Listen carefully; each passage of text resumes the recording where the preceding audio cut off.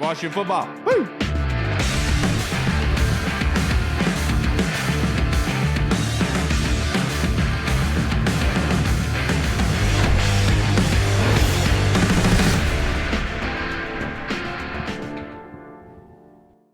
Always get paranoid. Hello, everybody, and welcome to the Burgundy Zone. I am your host, Kyle. I am joined by my co-host, Michael Reed. Hall should be joining us here any second now. But to follow more, the Burgundy Zone is a part of the Frederick Podcast Network. You can find out more by going to www.listenfrederick.com. And tonight's episode is called The Bricklayers. And there's a reason for that. But we thought we'd bring in our guy, Mr. Ryan Fowler, who one of the best knowledgeable people around, not only of the Commanders, but of football altogether, even going to college football. So, Ryan, thank you so much for blessing us on a Sunday evening, sir. How you doing?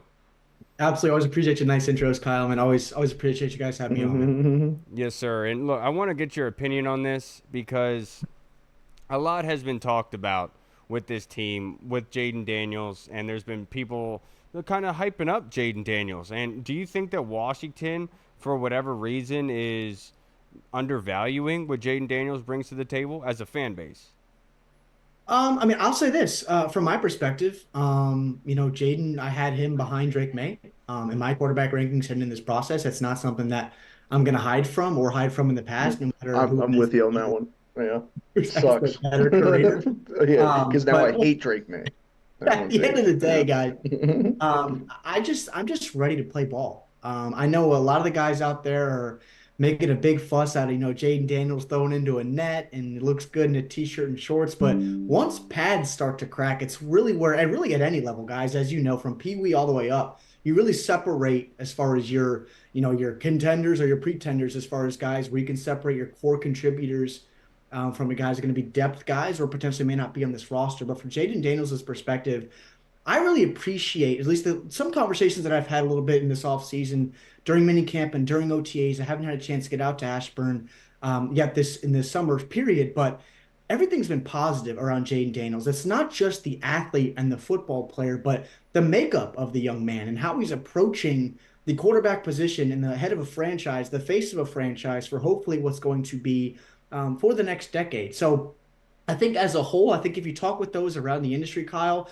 not a lot of attention is being put towards the Commanders this year just because there's so many new faces and not a lot of new places. But I'll be the first to sit here and say and make this prediction in that there's a lot of talk, a little bit too much talk about the Dallas Cowboys and their holes in their roster that you'll never hear about, or what the Philadelphia Eagles and how they faltered in the back end of last year and their failure and really in the last 2 years for me in the draft process. I think the Commanders can surprise some people this year, just as far as how they've drafted, the veterans that they brought in, and the expectations for those players. But of course, that starts under center and Jayden Daniels and getting his feet wet early on in this campaign, and then really realizing the ceiling of this offense specifically, to where they're going to have to put more than 20, 23, 24 points a game at some points consistently for them to keep themselves in ball games. Right. And the Eagles, you mentioned it, and I just always thought it was weird how bad their secondary was last year. And then, what was the remedy? Oh, let's bring in 2 white defensive backs. That'll help. You know what I'm saying? Yeah, I do like. I thought Kyle would laugh at that one because Kyle likes to want to make race jokes, but he didn't like that one that much. But Johnny Newton, what is up with this, dog? I don't think we've been able to ask you much about Johnny Newton. What kind of player is he? What can Commanders fans expect from him? And how's the injury going to affect him going forward? Yeah, for me, I'm not sure if we see Johnny Newton until really that second quarter of the season. I would not be surprised if he's out the first, 4, 5, 6 weeks of the year. I know that he battled through a ton of little injuries during the year, even that foot injury that he got, cleaned up in this offseason. But I really appreciate how Adam Peters.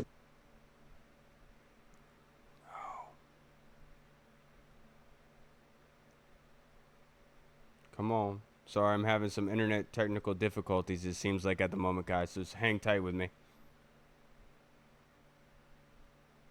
What's going on? Is it working now? Yeah, it's working now. My bad. We see your ugly ass face. Jesus, Kyle. My bad. Sorry, Ryan. I know you probably answered that one, but a question. No, he was rolling on Johnny Newton. Yeah. You guys got me right? Yeah. Sorry. Yeah. Ever since could you hear him when he started? Yeah. But the problem is that as soon as he was rolling, I kind of lost track there. But regardless, my question for you, Ryan, one of the things that I brought up with all of this hoopla, this talk about Brandon Ayuk. I Yeah. have been saying what for me personally, I think that a stout defense and a strong running game is more beneficial to a rookie slash young quarterback than anything else. Like having a quarterback drop back 30 times a game is not truly going to help a young guy. We saw that with Sam Howell last season. So, in your opinion, Ryan, what is the best thing for a rookie slash young quarterback, and how can a team really help them in that regard to gain success? Yeah, I think the Brandon Ayuk, playing hypotheticals with him right now is fun considering his relationship with Jayden Daniels. But I'm right there with you, Kyle, and that having the presences of Brian Robinson and bringing in Austin Eckler and bringing in guys like Zach Ertz and a versatile Ben Sinnott, and obviously bringing in Luke McCaffrey to where he's going to align, and then obviously you saw the additions up front, Tyler Biadasz, Nick Allegretti, right? These additions up front, drafting Brandon Coleman. What are you going to see from Andrew Wiley this year? There's a humongous monkey that he has to get off his back after the disappointment really in his first year in Washington. So running the ball is going to be the biggest thing for Washington this year, and just involving. I know there's going to be some RPO looks. There's going to be some read options and getting Jayden in space. There's going to be play action. I think that's the biggest thing is that if you're Washington's able to force teams into the box and where teams are going to have to play lighter because they're going to have to keep a spy on the field to counteract Jayden's legs, which he's going to involve. He's not going to be a robot. That's one thing that Cliff Kingsbury is not going to ask Jayden Daniels to do is to flat out be a robot in the pocket. You drafted him to be an athlete, allow the kid to be an athlete, and he will learn to get down and take care of his body. I fully believe in that. We're not going to run into another Robert Griffin III situation. But the Brandon Ayuk stuff also, guys, I think a big topic with Brandon that's not talked about is the leverage right now that San Francisco has with him. Because at the end of the day, if he's asking upwards of 30 million a year after Justin Jefferson reset the market at 35 AAV, I don't think he's going to get that money. And if they can tag him in 25, they can tag him in 26. They obviously exercise the fifth-year option this year on Brandon. They'd pay him in the next 3 years less amount of money per year if they extended him right now. And they also gave themselves 2 insurance plans by drafting Ricky Pearsall in the first round. Then they came back in 4th round and drafted Jacob Cowing from Arizona. Both 2 guys that I saw down the Senior Bowl, and as you guys know, were excellent players in college as well, just studs that if Brandon Ayuk doesn't want to show up and those fines start to accrue, they have given themselves some leverage there. So from Brandon's perspective, it's fun to play hypotheticals. I do think he stays in San Fran. And then from the Washington's perspective, as far as just really getting Jayden Daniels involved early in games, it's rhythm throws, it's timing throws, it's short to intermediate routes, and then handing the ball off 25 to 30 times to B-Rob and Austin Eckler. I got you. Right. What do you expect this Cliff Kingsbury offense to look like with Jayden Daniels? Because coming out, we all know about Jayden's legs, but he's different than RG3 and Lamar Jackson. He's more advanced as a passer than those guys were coming out. How do you see Cliff Kingsbury utilizing that skill set? Yeah, I think first things first, there are going to be some calculated deep shots. Terry McLaurin, Jahan Dotson. Beautiful deep ball. Early. Best deep balls I've seen in a long time, dude. Yeah, so pretty. Early Since on, last early weekend. in football. Yeah. I think, guys, Hey, what's Kyle. up? Kyle made an inappropriate joke again. You guys watched the LSU tape. You saw him hitting Malik. You saw him hitting Brian Thomas. Wherever that safety would rotate, he hit it opposite.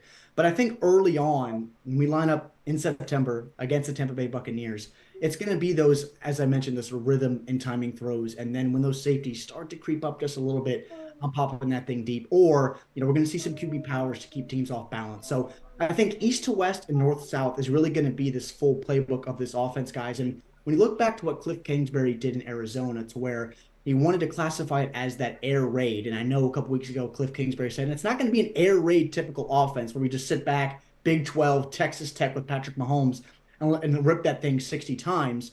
But at the end of the day, they are going to run the ball. And when James Conner was out there with Kingsbury, they actually ranked near the top of the league in a lot of major rushing categories. So they're going to get after people in the ground game. He brought in Allegretti, Biadasz, those wider body types in the upper half, the physical downhill type of blockers that he likes in his system. I'm excited to see another year of progression for Sam Cosmi, who had a heck of a year in 2023. So running the football first, I believe, is going to be really the key for this offense. And then those calculated deep shots and getting your playmakers involved at a variety of depths is what we're going to see early on in the 2024 season. Ryan, I know in your podcast you had put out your projections for the 53. Obviously, it's a little bit early. You even acknowledge that yourself. But just based on what you have thought and how you've written it out, how do you think the DN position is going to shape out? Because we have people asking us about surprise cuts and things. I would love to see who you have making the squad at the DN position. Yeah, I mean, I think Dorrance Armstrong right now is probably the guy you lock in as your quote unquote edge one of this roster. They paid him to be that for Joe Witt's defense this year. So I think Dorrance is going to be there. I think Dante Fowler is going to offer some real nice rotational depth. I fully expect Cleveland Farrell to be there, as do I expect KJ Henry absolutely to make this roster. But then it comes down to your F.A. Obades of the world, your Andre Jones Juniors. And then they drafted Javonte Jean-Baptiste out of Notre Dame. It seems like every year, guys, that Washington drafts a seventh round edge rusher. I mean, Shaka Tony, William Bradley King, James Smith Williams, and now, of course, Andre Jones last year, and then now again with Javonte. The kid was at Ohio State, finished his career under Marcus Freeman at Notre Dame. So you know the type of the length, the athleticism, the physicality that he plays with, and he's going to absolutely challenge for a roster spot this year. But I think if there's four guys right now as far as that those starter, the two starters and the backups, I'm going to go Armstrong, I'll go Cleveland Farrell, Dante Fowler, and then KJ Henry working into year two. So I like that. I like that a lot. Another position group that's kind of been made, I mean, just a lot deeper in general is the secondary. Specifically, I mean, Yeah. cornerback, I mean, bringing in Mike Sainristil, all the guys that they've signed. Is there anybody that you can see maybe who's been here in years past that you don't think would make the roster this year? I don't want to, I mean, throw any of these vets out, but there's only so many spots. As far as safety and corner, or just corner. Yeah, yeah, both of them. Oh man, I think we can all agree that competition, brings the best out of everybody. And I think the way in which Dan Quinn utilizes second and third level hybrid defenders. I mean, you look at Keanu Neal, look at Israel McQuamu, look at Marquise Bell over these last few years for Dallas. So I don't think there's a veteran right now that's been here these last few years. I would say that would be cut. I think on the offensive side of the ball, I think De'Ami Brown is potentially on his way out. It's just he's consistently been that guy, guys, that's been 2 years away from being 2 years away for me. But on the defensive side of the ball, I mean, I'm expecting St. Juice to get after it. Sanders still's going to get after it and compete right away with Quan Martin as another versatile piece. And then we got to see something from Emmanuel Forbes, and I think he's going to show up this year in year two. What about guys like Noah Igbenogin and Mikey Davis? That's the name, the corner from the Chargers. You think that they're almost guaranteed a spot as well? Yeah, I wouldn't be shocked when line up in Tampa Bay Oh and yeah, Michael Davis is on either, Mike Evans. love His that. body Yeah. type his body type is very similar to what Benjamin St. Juice offers. Upwards of 6'1", 6'2", those 33s on the arms and what they offer from an athletic perspective and really working that contact window with the safety help that they're going to have this year. I really do. I would be shocked, first off, Mike, if Michael Davis does not make this roster. I really would. And I would expect him now to be those two perimeter corners. I can't sit here and say Emmanuel Forbes is starting right away week one on the outside. So I'll put Michael Davis and St. Juice as my two perimeter guys. Ooh, too big. The shades of Brandon Browner and Richard Sherman in the size department over there on the outside. Yeah. That's music to Reed's ears. Ryan, to wrap this up, Kyle, I was talking about Dan Quinn's defenses. okay. Don't be. To wrap this up, Ryan, I'll have a couple more questions for you, sir. But we're in the middle of vacation, so the last couple of guests we've asked them like their favorite vacation spots slash favorite vacation activities or favorite meals. Like if you have a celebratory kind of meal you have with your family on vacation, what is that? Yeah, I mean, my favorite vacation spot, I was just down in Ocean City, Maryland. I had my bachelor party Ooh. last weekend. I'm getting married in November up here in enemy Damn, territory. congratulations, dude. bro. Congratulations. Yeah. Thank you. Thank you, guys. I appreciate it. So I love going to Ocean City. I've really grown up there, going down to the shore, just that whole, shore from Ocean City up to Bethany Beach. I go to Bethany every summer. You should have hit me up, Ryan. I'm up in that neighborhood now. That's where I moved. He lives to. right above Rehoboth now. Oh, wow. Okay. Yeah, it makes sense because Now you know I how know. Rehoboth is. Yeah. So that's Now why I know. Kyle's there. And then Yeah. favorite vacation meal. Oh my gosh. I mean, I love Mexican food. So I love, tacos, burritos, that type of thing. But if I'm at the beach, I got to go seafood. So I'll go shrimp. I'll go some crab, big seafood boil, jambalaya. I like Cajun, like spicy food. So I'll go with that. No, we went to JD Shuckers yesterday. I got jambalaya, and that was absolutely delicious, man. I'm Sounds a good. sucker for some jambalaya. Now, let's say, like, I thought about this before, Ryan, but let's just say, like, before every game or after every game, there has to be a one-on-one fight between the teams. Who do you think Washington would be picking to be that fighter for them? Oh man, I think I'm going John Allen on that. Yeah. I'm going big 93 for our group. I think there's some other conversations maybe on the offensive side of the ball. I think Nick Allegretti would absolutely get after people. Tyler Biotish would get after some people too, and secretly even too Ben Sinnott as well. He's got some nasty. Yeah. He's got Crazy some white nasty boy. to him, Yeah. That I'm worked gonna his way into go. a I'm roster. gonna go 93. John Allen. I could see somebody like Jeremy Chin being scary too, just because he's so Yeah. athletic and so big. But John Allen, dude, I talk about it all the time. When we interviewed him at the draft, the year that we drafted Jahan, we sat, dude, there's nobody more intense than that guy. He snatched our souls just from looking at us. Like it Don't was say just ours. so. He No, snatched yours. Kyle, you pissed, dude. You peed your pants when you were talking to him because he was so intense. He scared you so I'll bad. say this, guys. I remember when years ago when AP was in town and when I was with the Redskins at the time, and I remember him walking through the office. I saw him, and he kind of does one of those things where it's like, okay, that's players walk around every day, but you're like, oh, that's Adrian Peterson. I remember shaking Yeah, his hand. His fingers went. I'm not the biggest right, guy in the world, but right, his fingers went up to the damn middle of my forearm and almost broke my hand right. just shaking my hand. It's just Jesus. you don't realize really how big these dudes are. And you watch them Kind on of watch them. It's big kind of dude. makes you respect his son being so fearless, acting up around him all the time. Because like that dude is so scary. Like, Well, with hands like that, it also makes you question how he was fumbling so much early on in his career. But he's still. knows the way he carried the ball, Kyle. Come on. I mean, Antonio I'm just Gibson saying. too, right? Now, Yeah. last question I have for you, brother. Did you catch Terry McLaurin's interview with Scott Van Pelt? I mean, I felt that it was masterful. It's just honestly like Terry didn't have to script anything up. Like that's just Terry being Terry. What was your reaction to that interview?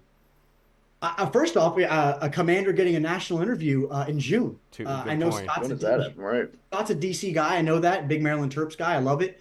But good for Terry. And just I think there's just we say it every year, guys. But the attention around Terry McLaurin, would just it's never enough. And he's one of the elite receivers, but who he is as a man. And I always say this on other shows and radio, whatever I'm doing.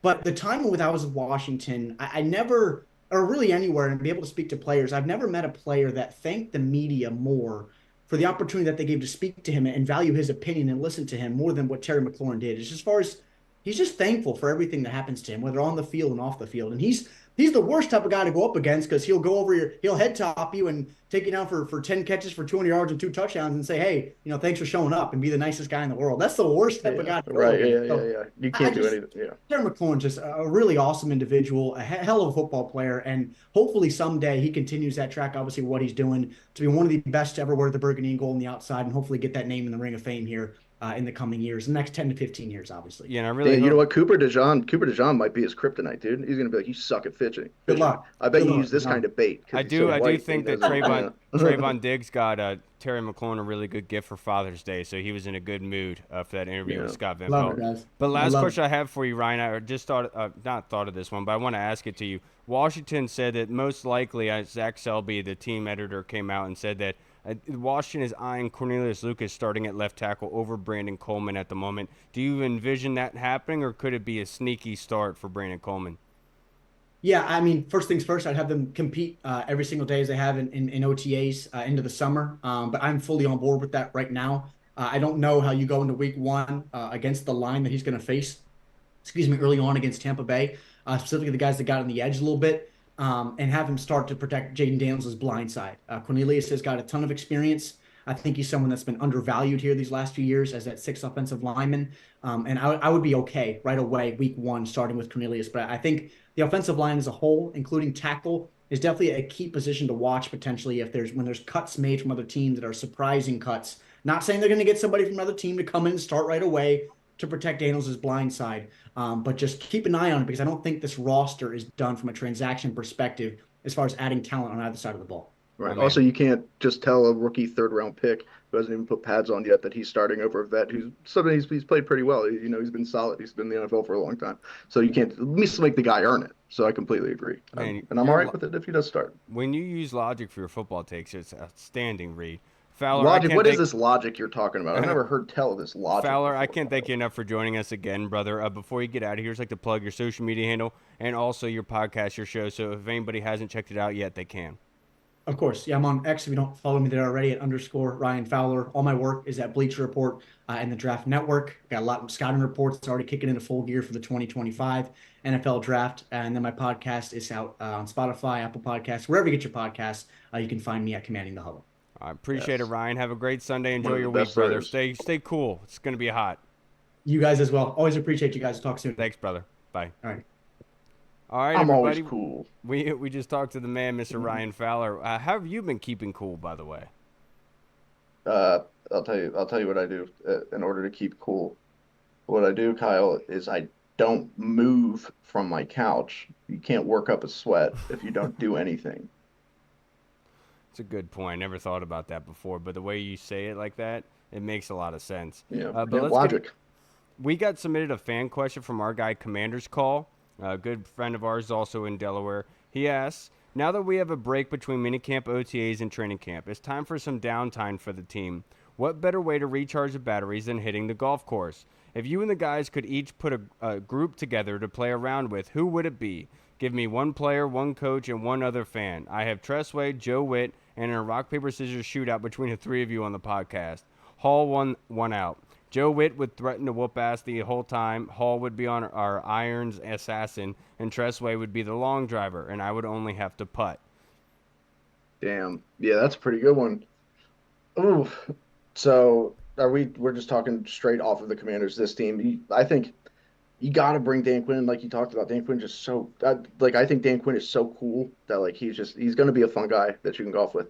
On top of Dan Quinn, you know who else I'm bringing out there? Who's just one of the coolest guys ever? Sam Hartman. I'm bringing Sam Hartman with me. Delicious, dude. And I guarantee we're gonna get better service because Sam Hartman from the Cart Girls and stuff, you know. And then let's see, I've got to choose one more. Trying to think if there's somebody A funny, fellow fan. a fellow fan. Oh, mm, well, Drake's a fan. He a fan. He a fan. Freaky. Never mind. I'm gonna go with. I'm gonna bring Matthew McConaughey with me, dude. Come on, Dan Quinn, Sam Hartman, and Matthew McConaughey. Come on, Dude, dude. you killed it because that's exactly what I was thinking of. Yeah, But I if bet. I You were had thinking of bringing Dan Snyder. I said, Kyle, stop. No.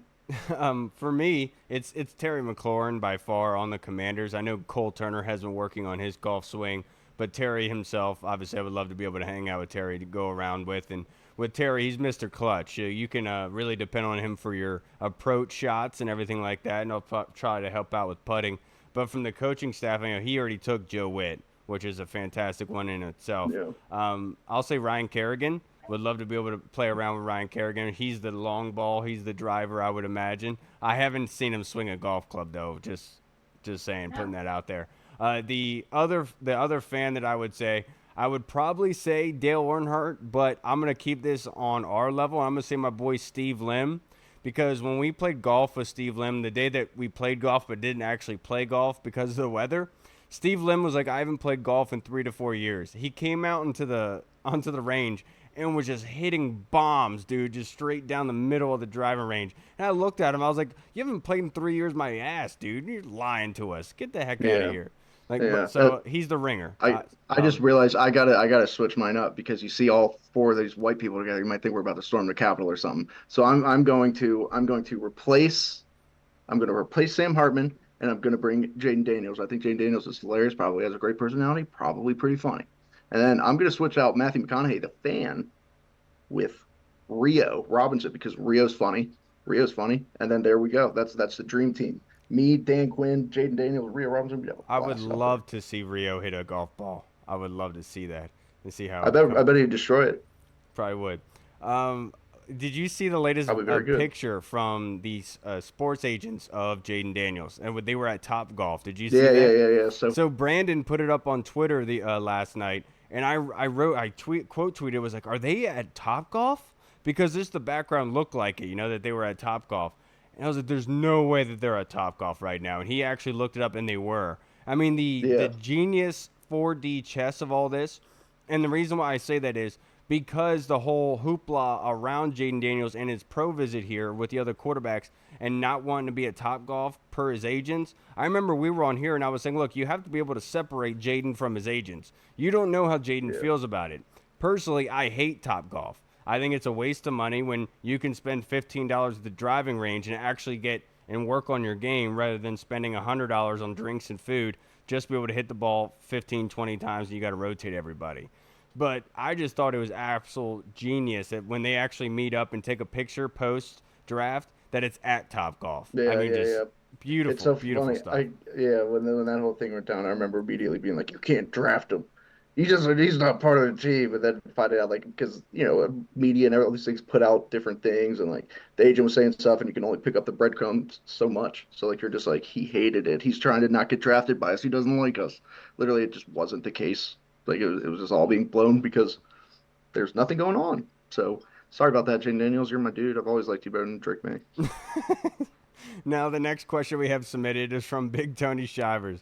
If money was not a factor, what road game would you most want to go to this season? Hmm, that's a pretty tough one. Come back to me on that one because I'm deciding between three right now.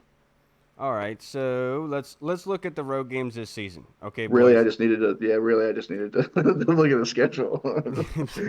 Read them all. Yeah. Tampa Bay, that they have the Bengals, Cardinals, Arizona, Baltimore, the Ravens, Panthers. I mean, not Pan. No, no, not Panthers. Sorry, my bad. I botched that one. New York, obviously, Philly, New Orleans, Dallas. Mm. You know what? I'm gonna go with New Orleans. I've never been to New Orleans. I've always liked everything about New Orleans, the history of it.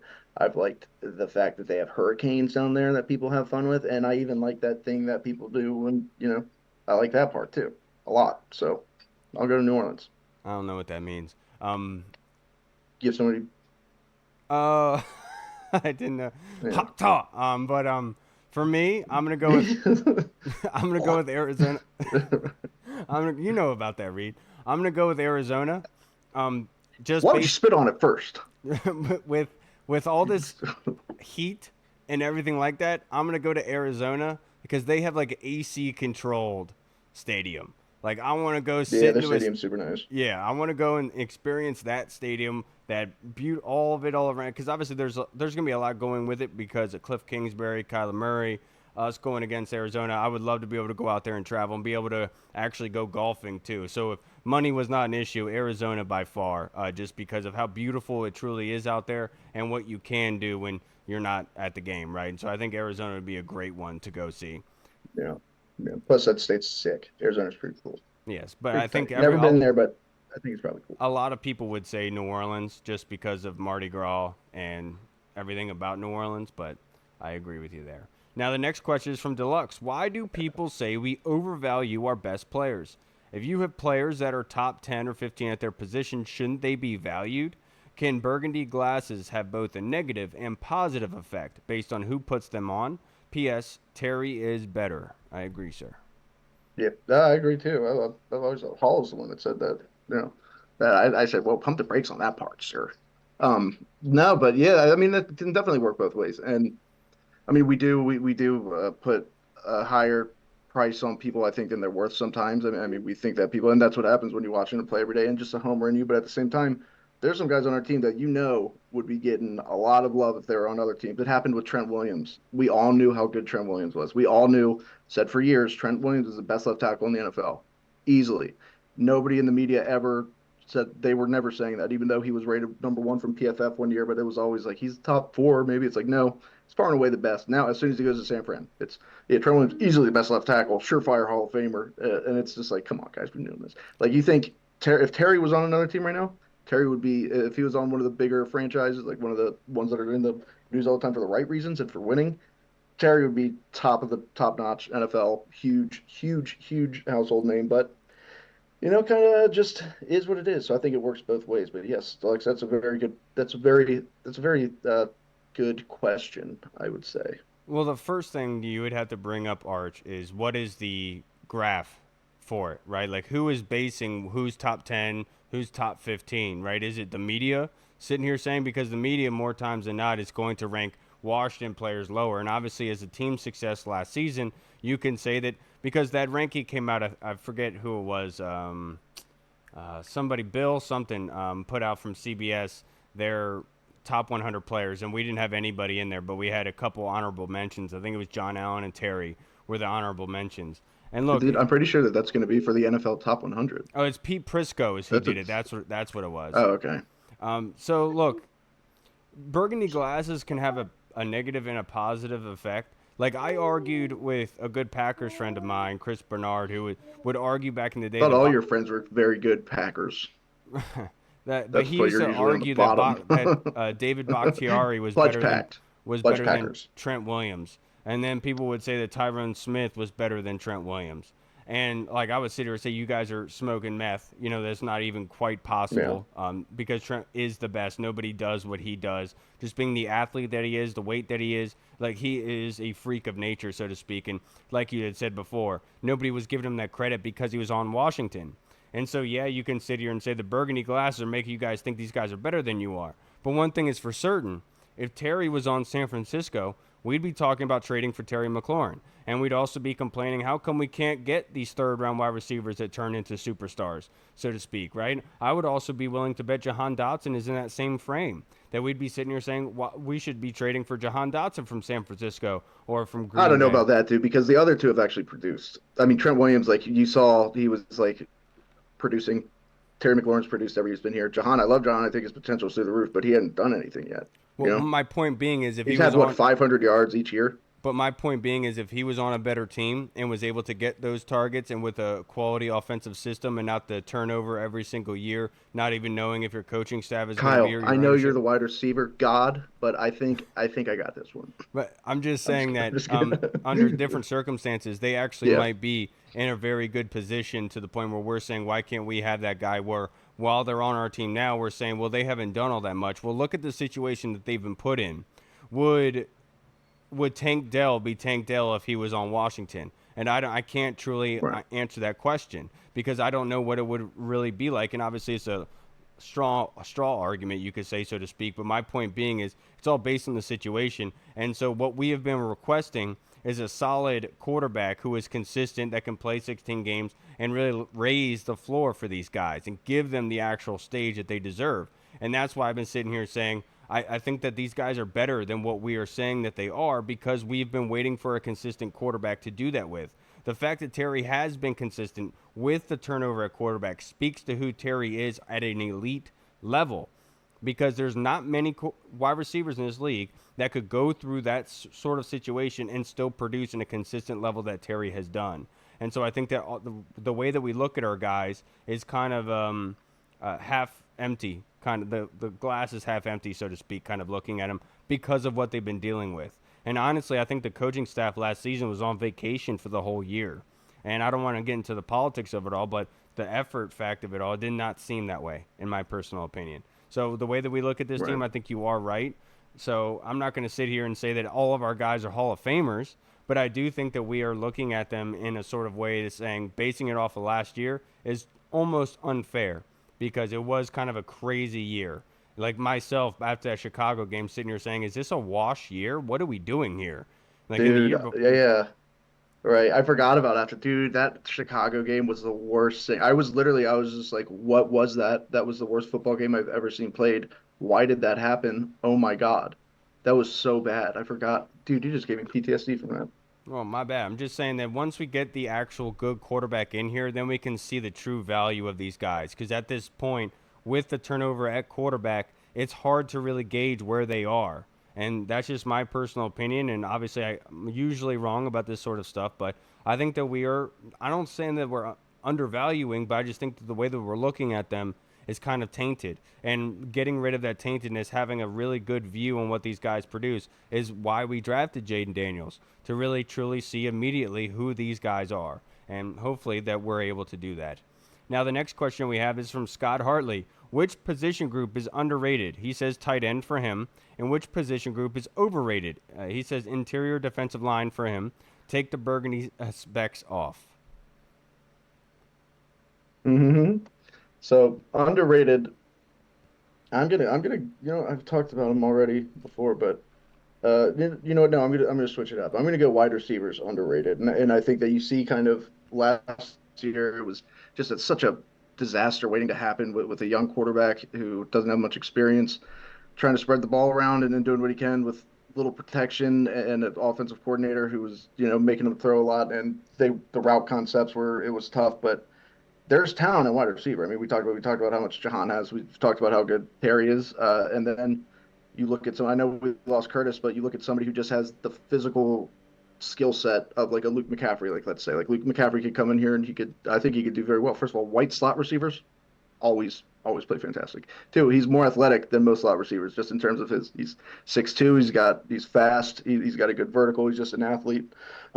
So you look at those guys, then you got like Jameson Crowder. I mean, Zacchaeus, is that how you say it? Zacchaeus Zacchaeus. I don't remember how you say it. You still got De'Ami Brown, who's got all this potential in the world. So I think wide receiver is pretty underrated around the NFL, but I do think that they have the potential to be very good.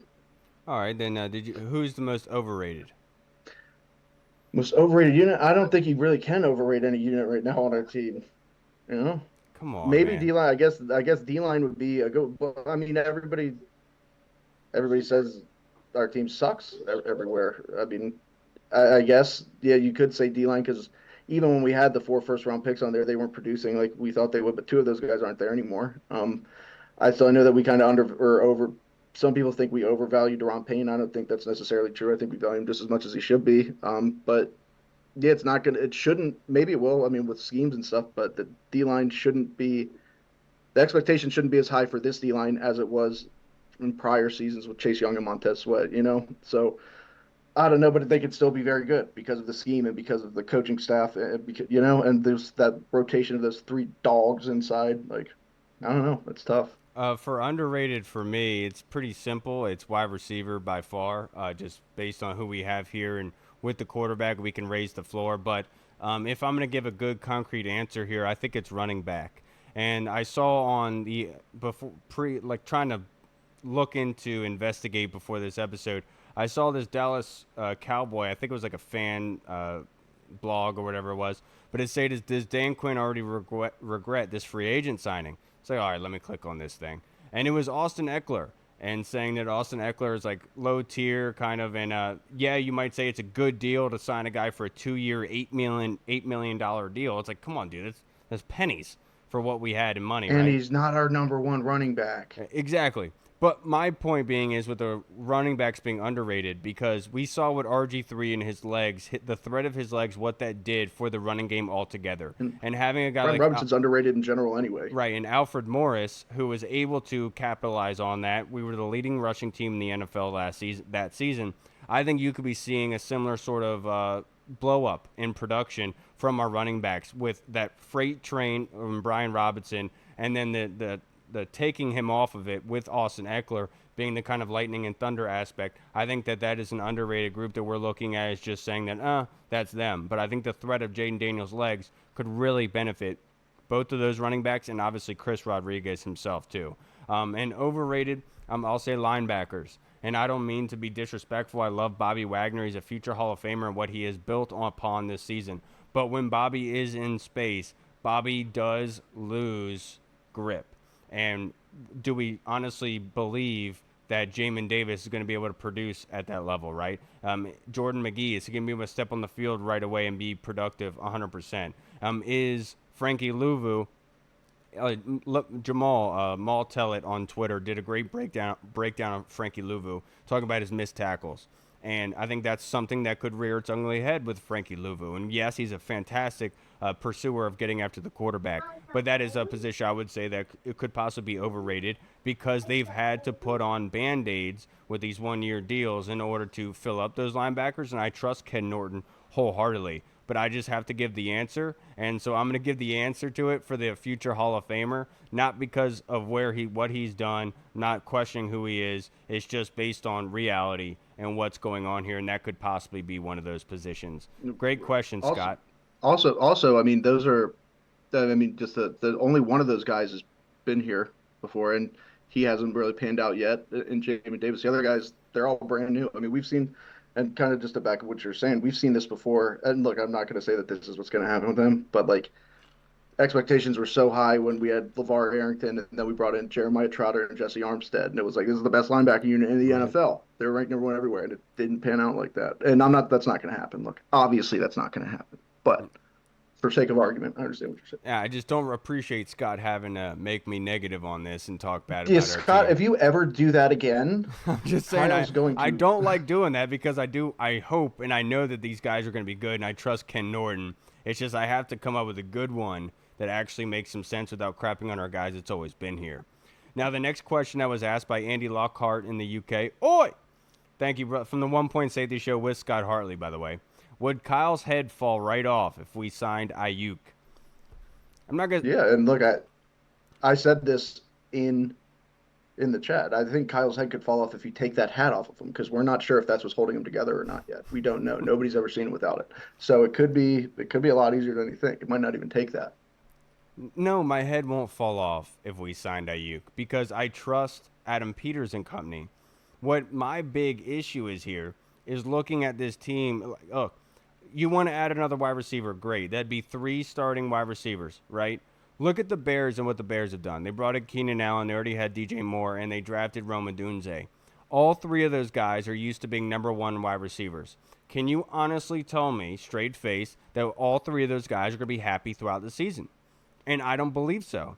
You are depreciating one of those guys' value by having all 3 of them on the field at the same time. There's only one football. And can you guarantee that each guy is going to be able to get 60 plus, 70 plus yards per game?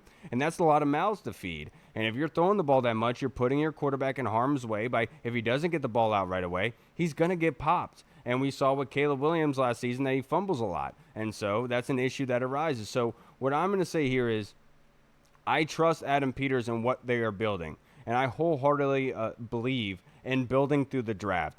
Build the farm and then sell the crops. San Francisco is a great example of this. They sell out their crops. Kansas City did this with Tyreek Hill. They are not trading for big and then giving big contracts to guys. That's not what they typically do. They sell their crops. They build a farm, then they draft guys to come in there, and they're still producing. And obviously they have Pat Mahomes. They has the GOAT. They have a fundamental quarterback. But that's why you draft Jayden Daniels, to have that farm, so we could be the next age. And that's the kind of thing that I'm looking at here. So look, I'm not going to sit here and say I'll be pissed about it. I'll trust Adam Peters that they know what they're doing, that they are putting the best pieces together. But I just know that if you were to trade for Brandon Ayuk, that depreciates the value of Jahan Dotson. And I truly believe in Jahan Dotson. There is a reason why he had 7 touchdowns in his rookie year with the Hunter throwing him the football. And so I think that these guys have the ability to be very good. They just haven't had the consistency at quarterback to truly show that to us as fans. So is my head going to fall off? Absolutely not. I'm going to be happy because our football team got better. I trust Adam Peters because at this point, do we have anything else to trust? He's the man running the show. And this is a better situation we've ever been put in under Dan Snyder. Dan Snyder just hired yes men to be his general manager, and they would do these crazy kind of deals to bring in big money people just to make the fans happy. And that's not what, I don't think that's how Adam Peters is going to be running the show here. I mean, even everyone was clamoring for them to draft a left tackle in the first couple rounds, and they waited until the 3rd. They traded back. They had two second rounders. Instead of taking one there, they traded back, saying the complete opposite of what everyone else thought they were going to do. And yes, there's reports that they wanted to trade up. I don't think that was real. So what I'm going to sit here and say is my head's not going to fall off. I trust their football IQ and their structure for this thing. My personal opinion would be building through the draft. But if the best case scenario for Adam Peters and company is getting Jaden's boy here to be a wide receiver, then so be it. I'm all for it. All I was saying is I don't want to waste a top 3rd round, like from 3rd round below, 1st, 2nd, or 3rd. I don't want to trade that for Brandon Ayuk and pay him. Like what Tim Towner said in the Discord, if you were to get him for a 5th rounder for that $15 million per what he's on now, and then when he's a free agent, you have a really good position to sign him, maybe for a team-friendly deal, that's the best case scenario for me with Brandon Ayuk. But the whole thought process of trading a 2nd and a 5th and then paying him before he even steps on the field, I think is I wouldn't do that. I wouldn't do that, but I would trust Adam Peters if he wanted to. Is my point. But it was interesting to me. You used the comparison of that there being too many options on the field, like a wide receiver, like a log jam, too many options for Jayden Daniels, and then you used San Francisco as an example, as if Brandon Ayuk wasn't splitting targets with Deebo Samuel, George Kittle, and Christian McCaffrey. So, goddamn, Kyle, your argument just folded on itself, and I win. Now let's move on to the next question. Well, Deebo was hurt, and so I'm just saying.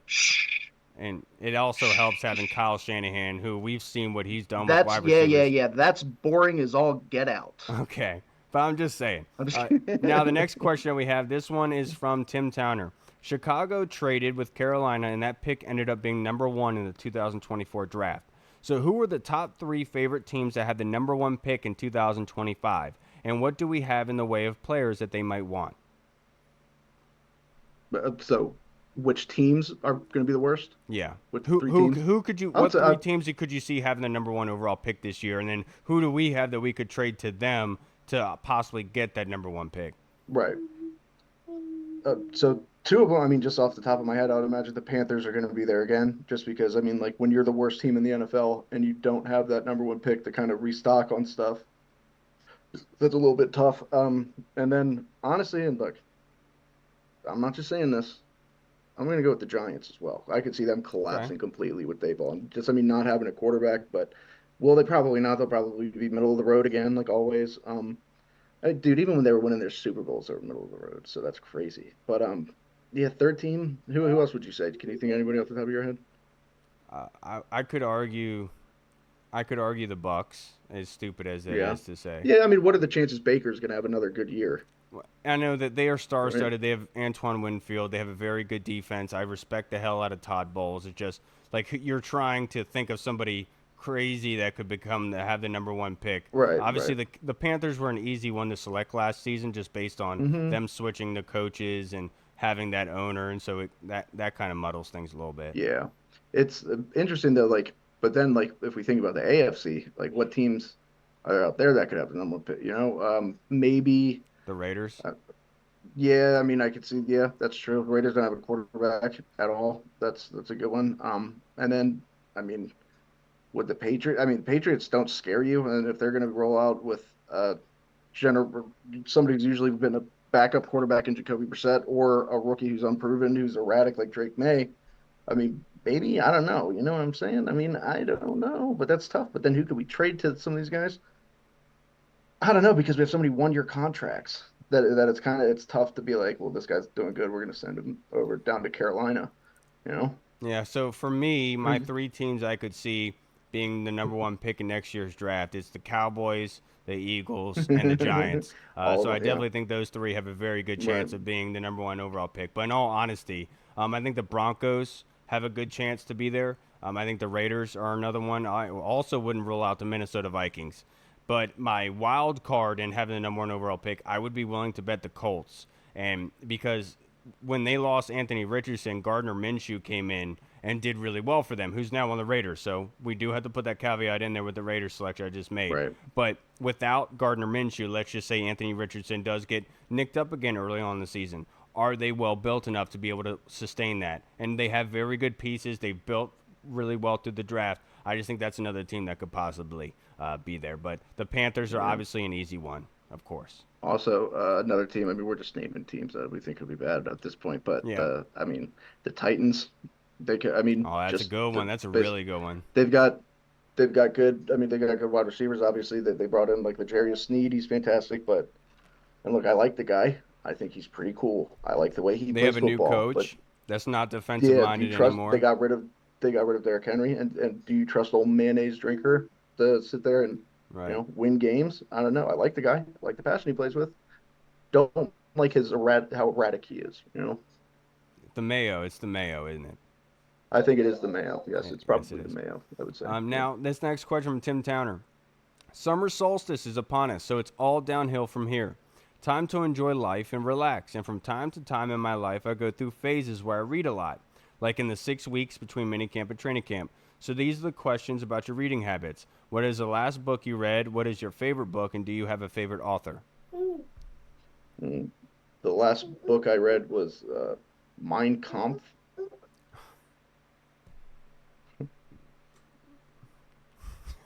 I don't know. Some crazy Austrian wrote it. I don't know. Is that What? it? What's your favorite book? My favorite book, fucking Red Fish, Blue Fish, or Green Eggs and Ham. It's probably my favorite book. I'm not a reader. I know. Look, I know I strike you guys as an intellectual. I know that. I'm well aware of this. I don't read. Because when you ask me when I think about it, Mike, why don't you read? Reading's kind of gay. Just gonna say that. It is Gay History Month, as you like to say. That is. Yes, it is. Thank you. Thank you. For me, what was the last book I read? Well, I'm currently reading the Bible. I started with the New Testament, and I started with that. Now I've gotten into the Old Testament, so I'm up to Deuteronomy now. I think that the New Testament by far is really awesome. Like the chapter of Luke, I think is really cool. I love that one. Matthew was not obviously it's the same story written, but the way that Luke portrays it is it's really masterful in the parables. I absolutely love that.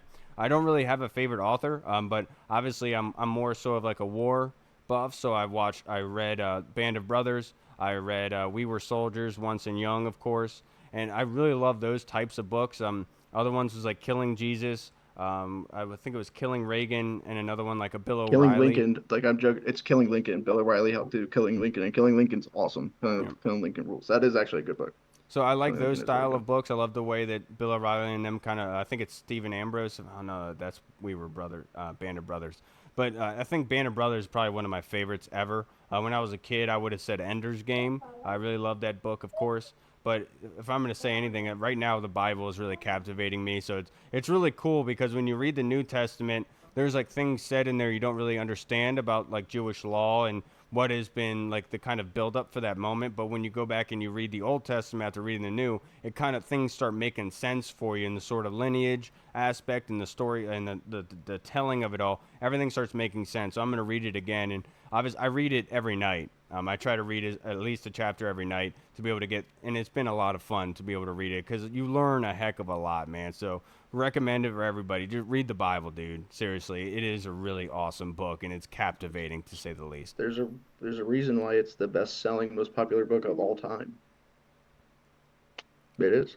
It's the I most mean, fact it is. checked. It's the most fact checked as well, Hmm. and it's where the truth I'm sure it lies. is. Yeah. Now, the Yeah. next question we have is from Deluxe. Could the DB room shake out to be 6 safeties / nickel and 4 outside corners? Safety / nickel is deeper and more interchangeable. Yeah, yeah. I mean, this safety slash nickels. I mean, you look at like Quan Martin, Percy Butler can play it. I mean, I mean, I could see Jeremy Chin being there at times. I mean, nickel you might having Mike Sanderson's really like the one corner that's probably pure as a nickel back, like strictly that. But like, and you got guys like Benjamin St. Juste who's played inside. He's played nickel. To how much success, I'm not exactly sure, but yeah, that's. I don't remember the question. I just heard that part and thought that was pretty sick. So what was the question? No, I think you pretty much did it. Like basically, how do you think that the DB room is going to shape out? Like 4 outside corners and 6 safeties / nickels. So Yeah, the nickel, that's tough. the Yeah, nickels especially would when be you the bring safety. special teams into it, Right. because that's tough. But like some of these vets aren't going to make it. I would imagine, I would think, but I don't know. Fowler kind of shit on my dreams with that hypothesis. So Yeah, it might which is make it. funny because when you start saying 4 outside corners being there, then you're like really dwindling down the list because you talked about Noah Igbenogany, you talked about Mike Davis, Benjamin St. Juste is there, Emmanuel Forbes, of course, and so that list starts dying out a little bit. And so, but I do agree with you that we could be seeing a lot more of the safety / nickels being on the roster and anything else being that interchangeable. I mean, even Quan Martin, who played some slot in college, could That's where he's obviously best is slot safety. Like that's his. Yeah, and last season, man, he really popped off a free safety. And like Derek Forrest, yeah, like I've said this before, Derek Forrest fits what they want to do. The only bad thing for Derek Forrest in regards to the new staff is his size. That's it. The way that he plays the game, he does come up, and make some crucial freaking hits, man. But he also has not the optimistic. He produces in turnovers. We've seen that time and time again. It's unfortunate yeah, that he yeah. was injured last season, so we're kind of looking at him with a weird tainted look at with him. But honestly, he fits what they want to do. He arrives violently and he makes plays on the football. And the only issue is that size because he's like you. He likes the big. The staff really likes the big, tall, lean kind of guys. Big, tall, lean black guys specifically. Specifically, unless you're Howie Roseman, of course. The athletes. Oh my God. Yeah, no, the fucking Howie Roseman. I still think that's so funny. Just like you know what's definitely not true? White guys running backwards are faster than black guys running forwards. So let's bring in two white guys that are going to have to cover all these athletic fucking wide receivers while running backwards. Okay, Stupid. Howie. All right, guys, that's gonna wrap us up for this episode. Do you have anything to say about like vacations and stuff? You got anything planned coming up? Yeah, July. We're only going. I used to go down to the beach for like a month at a time with my fam. The fam's gotten old. I've done it my entire life, and I've been going sporadically. We have been like last time we went was when Lindsay was pregnant with James. We went to the beach for like 2 weeks. But we're going. I think we're just going like July 10th through the 13th. We're staying with my cousin up there. Me, Lindsay, James, and Nikki. So that'll be fun. That'll be good. We'll be in Bethany. So I mean, Come we'll on, see stop see by, what's dude. up. Yeah, yeah, definitely. We'll see Definitely what's come up. on, We'll let stop you by. know. Hopefully, like Yeah, we're yet to have our sofa delivered yet and our kitchen table, so it's kind of empty at the moment. But that's we okay. got plenty of That's okay. boxes. It's But just like your eyes, empty. basically, but like when you come by, dude, if you do, just stop by, dude. We'd love to. I'll get the Yeah, yeah. I'll get the fire I'll pit let you started. know. I got the Hmm. dartboard Hell set up yeah. over here. I'm in the garage, so talking about the heat of summer, this has been definitely Yeah. different because I always wear sweatshirts to the shows. I have been hurting the past couple Have you episodes, dude. I'll been? tell you, yeah. Yeah. You've been sweating like Jerry Sandusky in a Chuck E. Cheese. You've just been like, just drenched, like. Yeah, absolutely. But like I told you guys on Twitter, He like think I was thinking about this the other day. Think about how good of a defensive coordinator he was. He was so good that Joe Paterno was like, I don't care. This shit's not getting out there. I don't care what this doing. Have you seen our defenses? He was like, LeVar Arrington, come on, man. He was like, Jerry, we're not telling a soul. oh my goodness. No, it's funny because my car doesn't have AC in it, and it hasn't had AC for like a couple years now. So my mom has been hitting me all the time, like I'm really worried about you driving. I'm like, dude, I got plenty of water. I get water before and after the shift. And she's like, well, what Yeah, about that's so during? Well, sweet. the funniest thing she said is, what about during your shift? What about water? And I was like, well, mom, I'm drinking the water that I bought before the shift. You know, Yeah. kind of put It's two and just, two just together he there. is drinking. Come on. Dude, I But can't. I can't do that. we're going to I be can't so car much of shopping here soon, so hopefully I'll be able to get some AC Yeah. on me because Dude, it's been I was about to say, brutal. that's gotta suck. There's nothing worse than getting into your car in the summer. There's nothing worse than that. Like I you, hate it. but the thing is, you adapt. So what I'm doing is I'm I trying to don't. get to the job Mm, site early enough, so I'm parking where the shade is in midday, so I know where the Yeah. shade is going to be. So I'll try to get there early enough to get into that spot, and it makes a huge difference, dude. Yeah, Honestly, right. I'm sure. it Yeah, truly but does. But still, I will say I've this. gagged before getting into a car. It's so humid. I will say this: after a week of working here in Delaware, like I have a longer drive into work than I did when I was in Maryland. But I'll say this, dude: the drive is ten The times drive's better. sick, It's ten dude. times better. There's no traffic. Like I'm on back My drive to road. work every morning, yeah, it's like 45 minutes to an hour, and it's all just like country back road looking stuff, and it's so fucking tight. It's just so nice. It It's doesn't in the seem as long mornings, as it is. early It really morning. doesn't.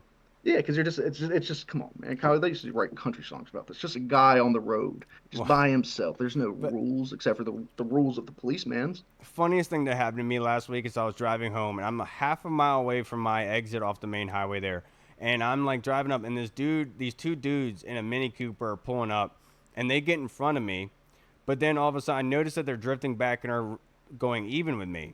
And so I was like, okay. And I hear honk, honk, honk. And I look to my left, and they're looking at me, and they're smiling like in that weird way. But he starts revving his engine. And I was like, no, dude, I'm not racing you right now.